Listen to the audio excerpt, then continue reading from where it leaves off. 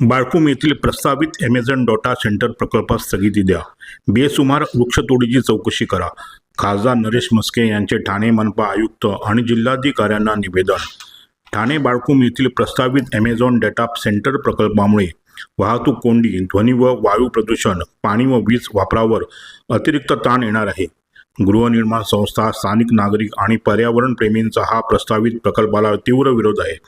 त्यामुळे सार्वजनिक हित लक्षात घेऊन सदर प्रकल्पास तात्काळ स्थगिती द्यावी.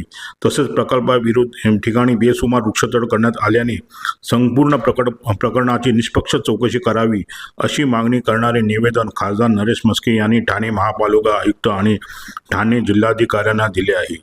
बाळकूम येथे प्रस्तावित ॲमेझॉन डेटा सेंटर प्रकल्पाबाबत लोढा हासिया club, Fairfield cooperative housing society, VFVA cooperative housing society व इतर गृहनिर्माण संस्था, स्थानिक नागरिक, पर्यावरण प्रेमी तसेच विविध सामाजिक संघटनांनी आक्षेप घेत प्रकल्पाला तीव्र विरोध केला आहे. या संदर्भात त्यांनी नुकतीच खासदार नरेश म्हस्के यांची भेट घेऊन चर्चा करत प्रकल्प रद्द करण्यासाठी व बेसुमार वृक्षतोडीची चौकशी करण्याचे निवेदन दिले. या निवेदनाची गंभीर दखल खासदार नरेश म्हस्के यांनी घेतली आहे.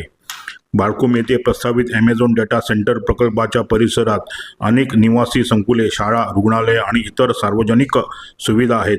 अशा ठिकाणी मोठ्या प्रमाणावर डेटा सेंटर उभारल्यास वाहतूक कोंडी वाढणे, ध्वनी व वायू प्रदूषणात वाढ होणे, पाणी व वीज यावरील अतिरिक्त ताण वाढणे तसेच परिसरातील नागरिकांच्या जीवनमानावर विपरीत परिणाम होण्याची शक्यता आहे. ठाणे शहर आधीच वाहतूक, पाणीटंचाई आणि पर्यावरणीय समस्यांना सामोरे जात आहे. अशा परिस्थितीत या प्रकल्पामुळे शहरावरील ताण अधिक वाढण्याची भीती नागरिकांकडून व्यक्त होत आहे.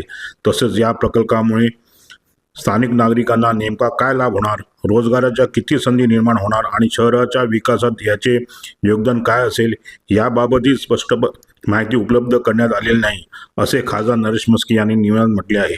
याशिवाय या प्रकल्पासाठी आवश्यक असलेल्या सर्व वैधानिक परवानग्या, पर्यावरणीय मंजुरी, त्या संदर्भातील अटी व त्यांचे पालन याबाबतही नागरिकांमध्ये शंका आणि संभ्रमाचे वातावरण आहे.